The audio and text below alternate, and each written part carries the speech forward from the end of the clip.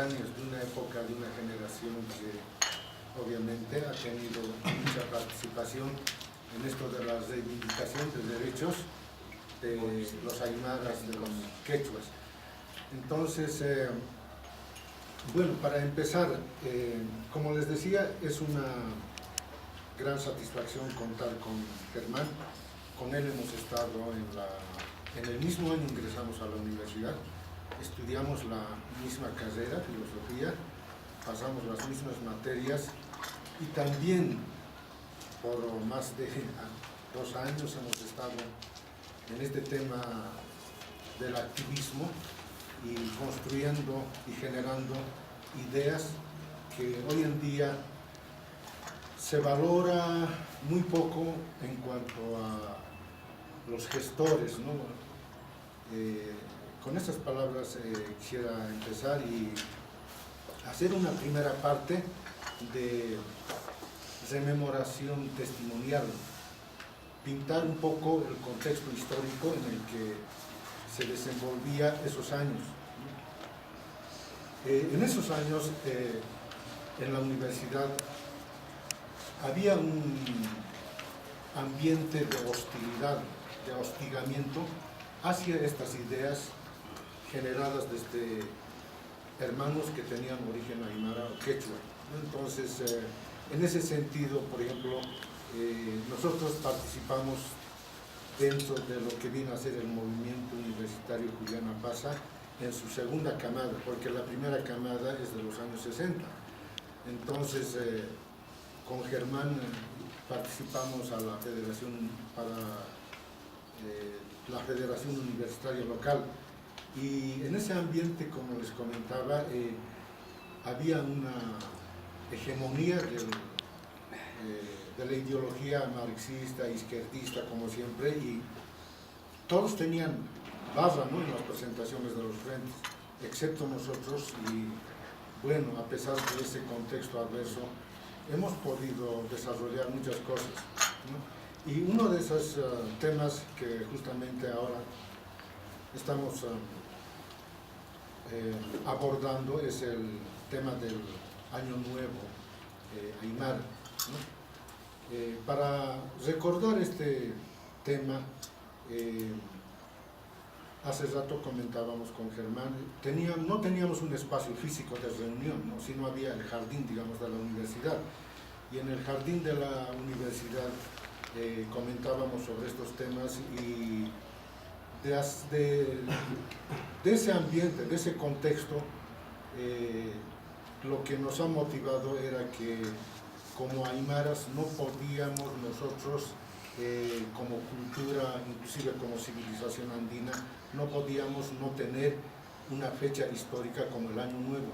Todas las culturas tienen, ¿no? Tienen los judíos, tienen los musulmanes, y como civilización y como cultura también nosotros teníamos ese derecho.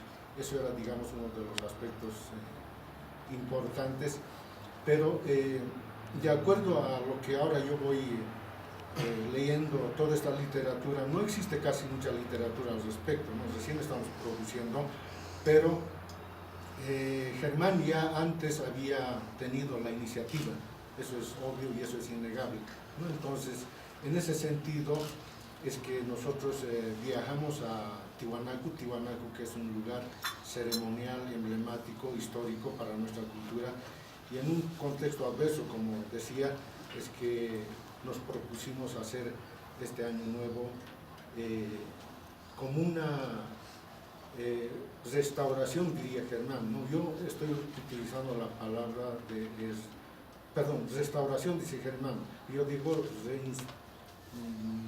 reinstauración es mi concepto, ¿no? ¿Por qué? Porque tiene, digamos, más un carácter político antes que un carácter, digamos, de tipo legal, ¿no?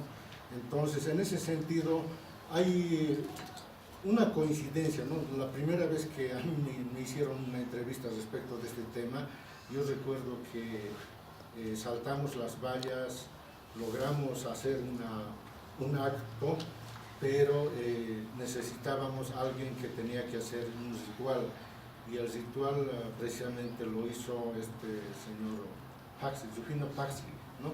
Ahora, él tenía un ritual obviamente tradicional, ¿no? Bastante contaminado con lo que viene a ser cristiano, pero a partir de esos eventos yo creo que ha empezado a cambiar y si no me equivoco también ha hecho alguna publicación que obviamente es su mérito, ¿no? Entonces, ese tipo de situaciones, circunstancias se han atravesado, pero lo que habría que destacar aquí es bien importante, como Germán mismo lo recalca, es que hemos sido un colectivo social, ¿no? Entonces, como un colectivo social teníamos esa posibilidad, entonces se hizo este acontecimiento que hoy en día, bueno, ya se ha legalizado, sin mucho comentario a favor, ni siquiera recordando estos hechos históricos, ¿no? Entonces eso me parece que no es tan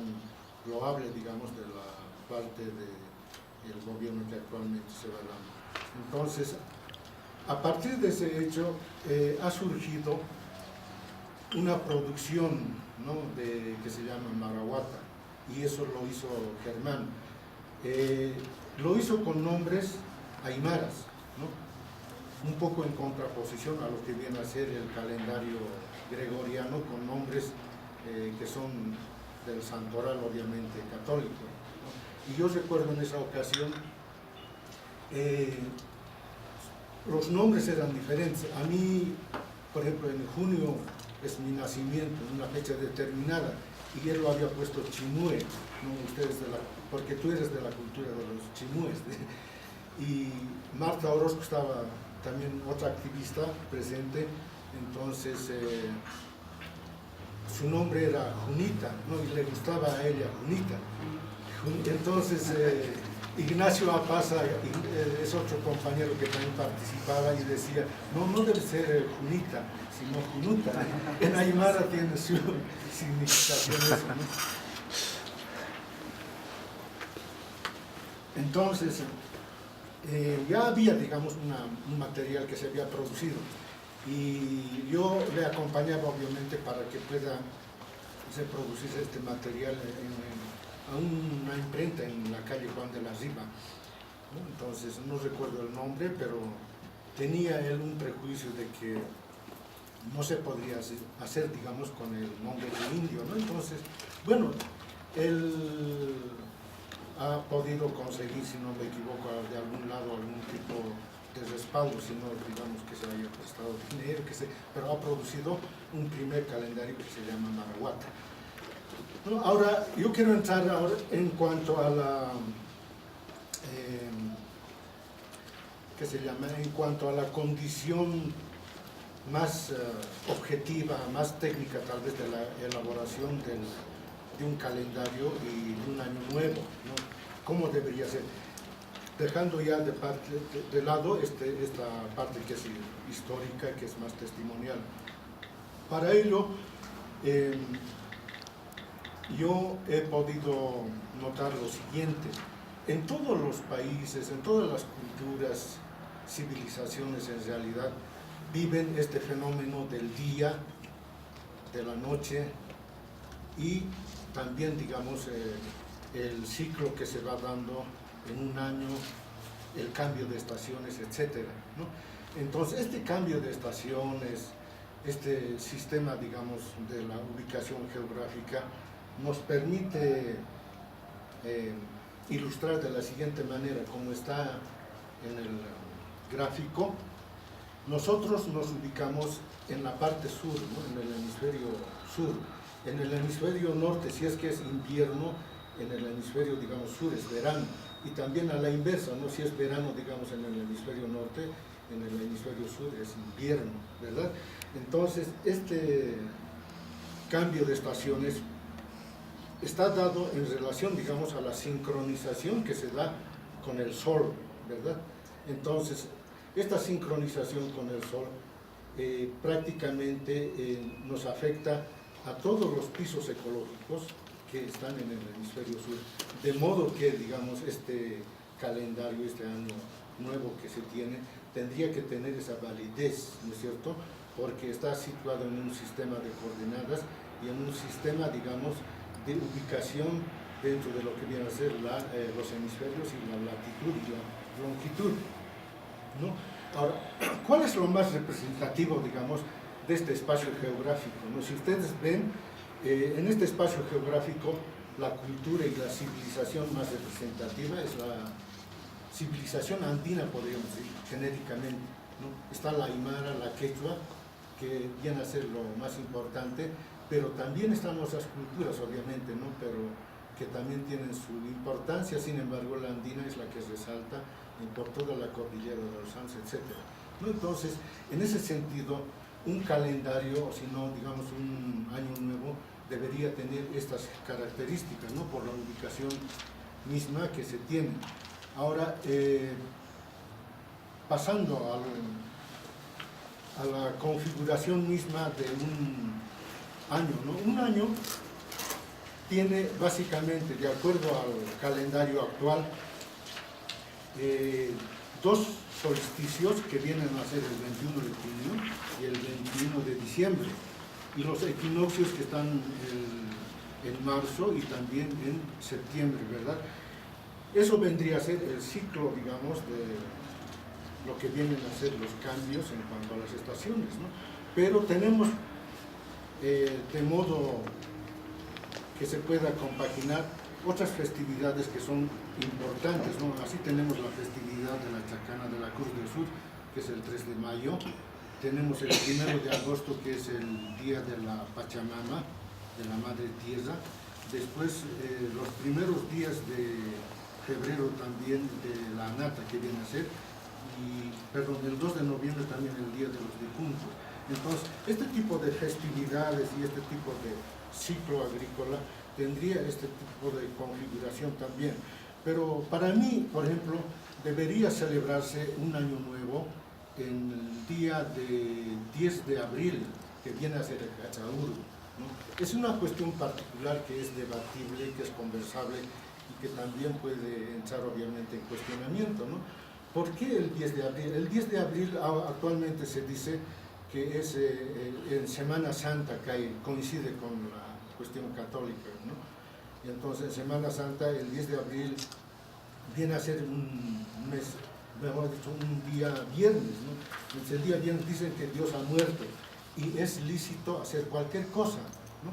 Pero investigando todo lo que viene a ser, yo soy de Huarizata, entonces antes se daba esa práctica de lo que se llama expiaciña, es un poco ir a sacar que se llama productos, como ya es una temporada de cosecha, entonces se pueden echar a varios cultivos y sacar, digamos, habas, papas.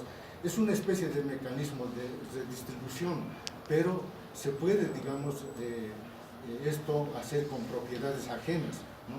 En términos, digamos, occidentales podríamos decir que robar es lícito, por ejemplo, ¿no? Entonces esto se daba en la parte del Perú, en la parte de Omasuyos, y también en el norte Potosí he podido notar eso. Pero esta práctica de expiaciña que se dice, en el norte Potosí dejó de existir cuando se dio la sequía, ¿no? Porque ya no habían productos que expiar, como se dice, ¿no es cierto? Entonces, eso ha ido afectando, y esta práctica para mí es muy importante porque marca, digamos, una especie de ruptura. Ustedes lo deben tener en las hojitas que les hemos dado. Miren, este gráfico se ha desconfigurado al trasladarlo, pero hay un tiempo, digamos, de siembra y hay un tiempo de cosecha, ¿no? Y el tiempo libre prácticamente de ruptura viene a ser este 10 de abril, ¿no? Entonces debería ser, digamos, eso el año nuevo para mí, ¿no? Ahora, compaginando con todo esto y además por la poca literatura existente, he podido encontrar un autor que se llama, a ver, no recuerdo, Lanza, si no me equivoco.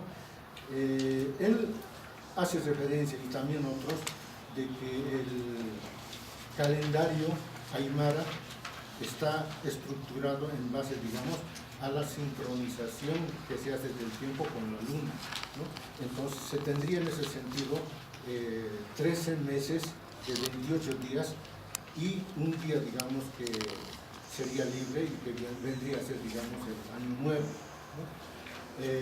Entonces, eso prácticamente podría calzar, digamos, con todo lo que viene a ser los ciclos agrícolas y también las festividades que se dan. Un poco para no dejar de lado el año nuevo que se ha dado, sino del que hemos sido partícipes, ha tenido referencia a lo del Inti Raymi, ¿no? Porque el Inti Raymi también ha sido clandestinizado, pero se ha seguido celebrando y también era una referencia. Yo creo que como somos culturas que tenemos los mismos patrones de organización social, por ejemplo el Aini, el Ayllu, la Minca, vale para lo Aymara, vale digamos para los quechua también, ¿verdad? Entonces esa ha sido una de las razones para poder también instaurar, digamos, el año nuevo y el calendario, obviamente, ¿no? Pero todos los calendarios o los años nuevos que se dan están en relación con algunos acontecimientos históricos, ¿no? Los judíos hacen su calendario y su año nuevo en relación, digamos, a la creación del hombre, ¿no? En el caso de los musulmanes es de la emigración de Mahoma, digamos, a Medina, ¿no? Entonces ese acontecimiento marca, digamos, como un hito histórico para ellos y para hacer una especie de periodización del tiempo, ¿no? En el caso, por ejemplo, de los aztecas es el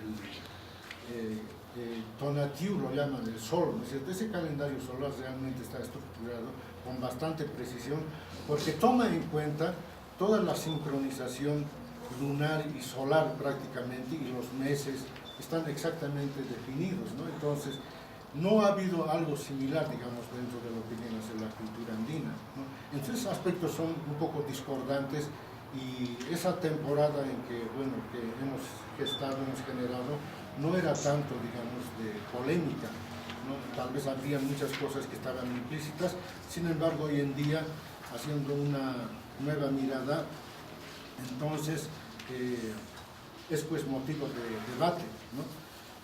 Ahora, la otra parte que quiero tocar es lo siguiente, ¿no? En realidad, esto de los años nuevos, los calendarios, están en relación a las culturas, ¿no? Pero apelando a la información científica, objetiva, actualmente con la que contamos, me parece lo más adecuado para poder hacer un enfoque objetivo de lo que viene a ser el tiempo, el espacio, las culturas, tomar en cuenta este evento que viene a ser de tipo cosmogónico, ¿no? O sea, aquí hay un calendario cósmico que había elaborado este científico Carl Sagan, ¿no? Entonces, según él, y que me parece que tiene la aceptación, digamos, mayoritaria en todos los países, en todas las culturas, es que haciendo una especie de extrapolación, ¿no es cierto?, desde el Big Bang hasta nuestros días, en un calendario anual, él lo ubica del siguiente modo, ¿no?, que desde el Big Bang ha empezado, digamos, un proceso de expansión. Entonces, ese proceso de expansión ha tenido hasta el momento 15.000 millones de años, ¿no? Son 15.000 millones de años que habría transcurrido, ¿no? Entonces, ubicando así en un calendario anual, el 25 de septiembre sería la aparición, digamos, del hombre, ¿no es cierto? Entonces, desde entonces hace 4 millones de años habría transcurrido hasta nuestros días, ¿no es cierto? Entonces, todo ese proceso, digamos, de evolución, tomando en cuenta el 1 de enero, digamos, como el primer segundo, como el proceso del gran estallido hasta nuestros días, prácticamente la historia humana viene a ser reducido a un espacio mínimo, ¿no? Porque aquí se contabiliza un segundo como casi 500 años, ¿no es cierto? Entonces, realmente, como un proceso, digamos así, de existencia de la humanidad, somos casi nada en esta escala de medición que hace Carl Sagan, ¿no es cierto? Entonces, eso vendría a ser una cuestión de un marco de referencia general. Dentro de esto tendríamos que discutir muchos aspectos, ¿no? El origen del tiempo, el origen del espacio. El tiempo se había originado obviamente con la primera gran explosión, ¿no? Dentro de la cultura aymara, dentro de la cultura andina, ¿de qué manera lo asumimos eso? Alguna vez con algunos compañeros también discutíamos esto, ¿no? Y al parecer hay una idea de que nosotros hemos sido programados, hay un concepto, no sé si es cristiano o no sé si es propiamente andino, de que nosotros hemos sido creados, por decir, programados, ¿no? O si no, respondemos simplemente a un proceso evolutivo que ha tenido que transcurrir desde los primeros seres unicelulares hasta que se hagan más complejos. Entonces, es una cuestión de cosmología, cosmogonía todavía bastante polémico y pues, que está en debate, ¿no? Entonces, estos gráficos, bueno, un poco nos permiten ilustrar algunas cuestiones referidas, digamos, a este tema. Para terminar, actualmente lo que se tiene es una especie de politización de acontecimientos históricos y de símbolos. A partir, yo pienso, desde 1992, se ha dado un proceso importante en lo que viene a ser nuestra revalorización como cultura, ¿no? Como civilización. Antes, ustedes saben, en el país, ni siquiera dentro de la constitución política del Estado, se tenía en cuenta la diversidad de las culturas existentes, ¿no? Esto dentro del marco de la Constitución se tomaba en cuenta como si fuéramos un país monocultural, un país homogéneo, y prácticamente desde el 92, yo recuerdo, ha habido muchas movilizaciones. Yo también estuve ahí, también Germán, ¿no? Obviamente en esa temporada es cuando se ha generado esta idea de los dos incas, ¿no? Que estaba Jaime Apaza y Germán, obviamente, ¿no? Entonces, desde entonces ya se ha desencadenado un proceso que ha dado curso al actual gobierno. Si no existían esas condiciones, no hubiera habido un terreno abonado para que se pueda tener actualmente, digamos, un gobierno con las características que tenemos, ¿no? Pero